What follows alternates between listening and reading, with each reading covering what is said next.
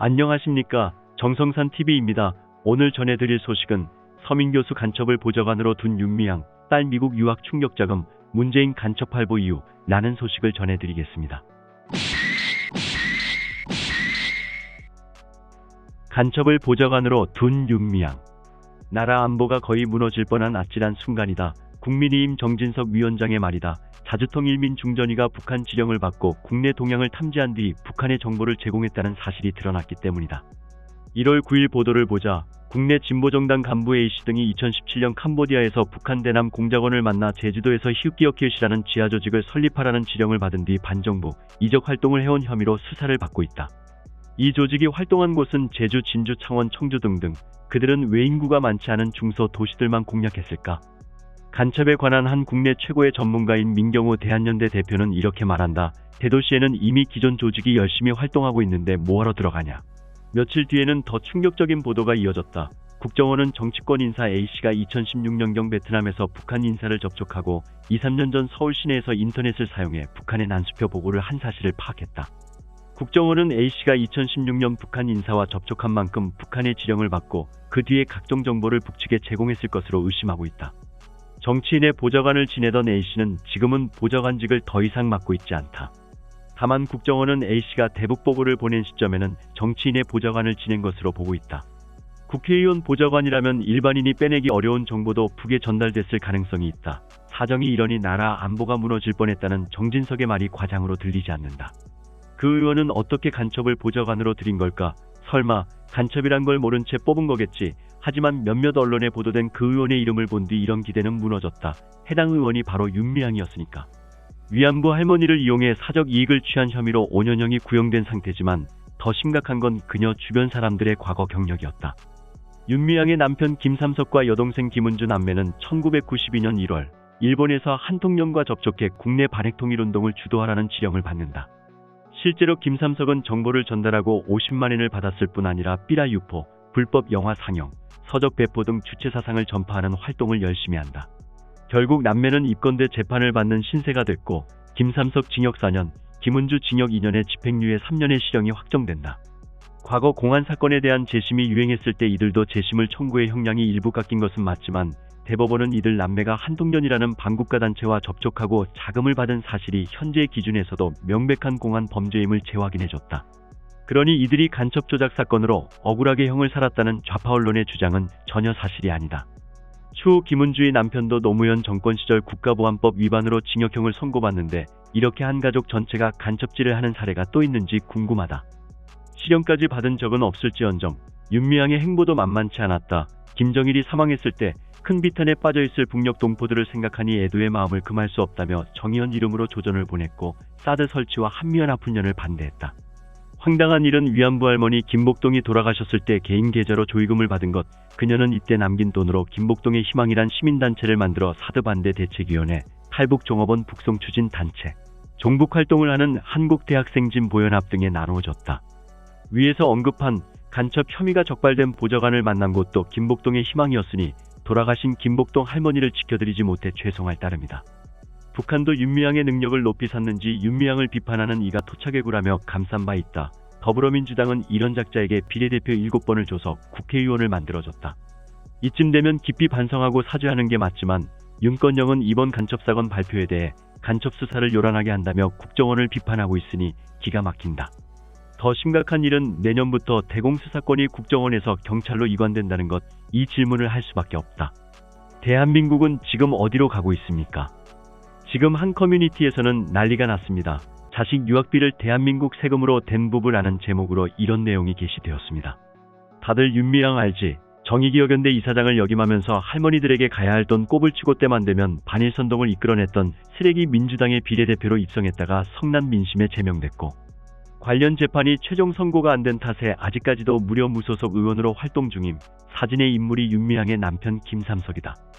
이 인간이 운동권에선 얼마나 대단한 인물이냐면 만약에 생전에 대한민국이 북에 적화통일 당하잖아. 그럼 김정은이 가장 먼저 훈장을 수여할 남측 사회주의 영웅 1호임. 김삼석은 1992년 여동생 김은주와 함께 남매 간첩단 사건의 당사자로 징역 4년 자격정지 4년을 선고받았다. 2004년 10월엔 한 언론 기고에서 진정한 과거 청산의 대상은 국가보안법 철폐와 주한미군 철수라는 점을 부인할 수 없을 것이라고 했다. 2018년 3월 8일 과거 남매간첩단 사건의 재심을 청구해 일부 무죄가 인정되어 징역 4년 자격정지 4년에서 징역 2년 집행유예 3년 추징금 620만 원으로 감형되었다. 사석에서 김일성을 장군님 하면서 찬양가를 부르고 탈북한 음식점 여종업원들을 대상으로 다시 월북을 회유한 전력도 있음. 기가 막히게도 이런 생빨갱이가 문재양 정권 들어서자마자 자신의 간첩 혐의가 억울하다며 재심을 청구해 다시 일부 무죄를 받아냈음.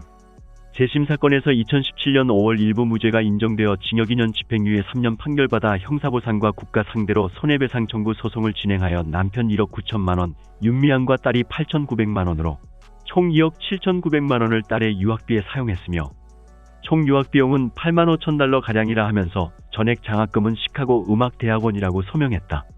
주택등기부등본에 의하면 1가구 2주택을 유지하다 2002년 2월 빌라를 매각하고 A아파트를 유지한 채 2012년 4월 경매를 통해 B아파트를 2억 2,600만 원에 낙찰받고 이후 2013년 1월 A아파트를 1억 8,950만 원에 매각했다. 두 차례 부동산 매매 과정에서 대출을 받지 않은 것으로 드러나자 윤미향 측은 본인이 30여 년간 일하면서 모은 예금과 적금을 깨서 지급을 하고 모자란 금액은 가족한테 빌린 것이라고 해명했다. 무죄가 뜨자마자 국가를 상대로 선배 소송을 진행하여 목돈 만들고 미국에서 유학하는 딸내미 유학비로 쏴준 빨갱이들 자녀 교육은 무조건 미국이다이기. 그리고 최근에 윤미향의 보좌관 A씨가 간첩행위가 적발되어 조사 중에 있음 해외에서 북한 인사를 접촉하고 난수문을 전달했다는 혐의인데 냄새나지 않냐. 남편은 남노당 최고 간부고 본인은 위안부 할머니 팔고 다니면서 노제팬의 선봉장이고 보좌진은 북한 요원을 만나고 다녔다. 이게 정상적으로 보이냐? 이런 걸 민주당이 비례로 꽂아주고 수년간 먹고 살게 해줬다. 지난 5년간 문재양이 간첩 수사 자체를 못하게 했고 또 체포했다 해도 다 풀어줬기 때문에 대한민국의 간첩들이 드글드글 설치게 됐다. 지금 국정원의 간첩 소탕이 시작된 건 이 같은 사실을 보고받은 윤석열 대통령의 강력한 의지로 해석된다. 요약하면 윤미향은 간첩이다. 대한민국에서 고위 간첩들은 잘 먹고 잘 산다. 모든 간첩질 뒤엔 문재인이 있다. 간첩단 활개 이유 있었다. 문정부, 대공수사요원 교묘한 고사 작전. 문재인 정부 때 국정원 기무사 대공수사요원을 모두 없애버린 것이 밝혀지고 있다.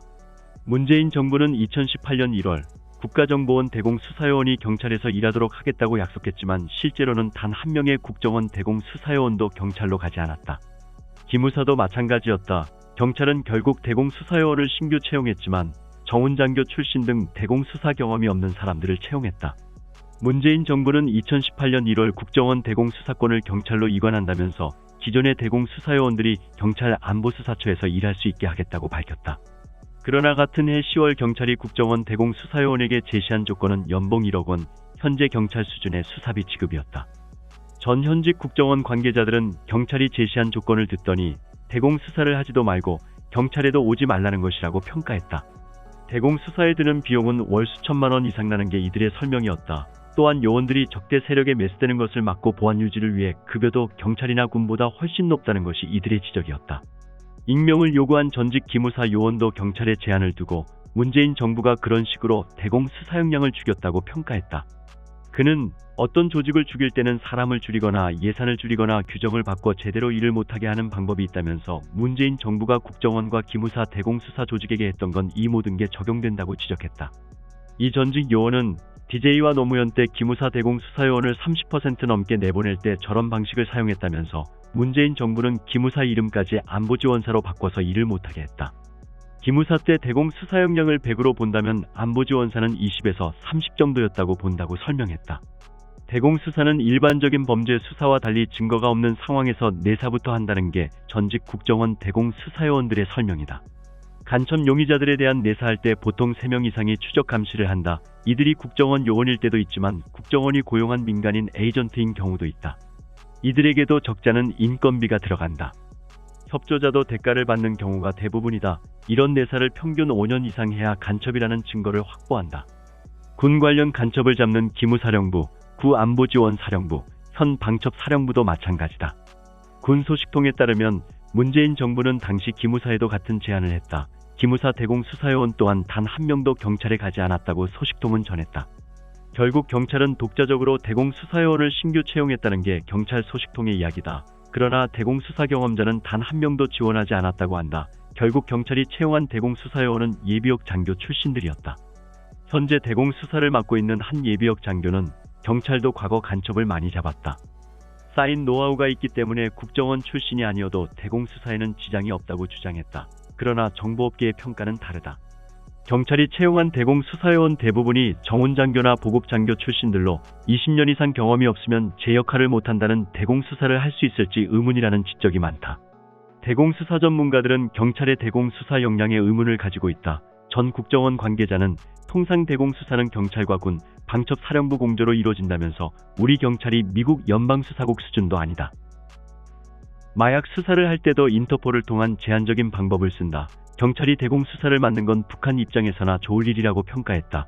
결국은 문재인으로 귀결될 수밖에 없다. 정성산TV 좋아요, 구독, 알림은 큰 힘이 됩니다. 후원해주시는 모든 분들께 가열차게 멸공. 지금까지 정성산TV에서 전해드렸습니다. 정성산TV 좋아요, 구독, 알림은 큰 힘이 되겠습니다. 다음 시간에 뵙겠습니다. 가열차게 멸공.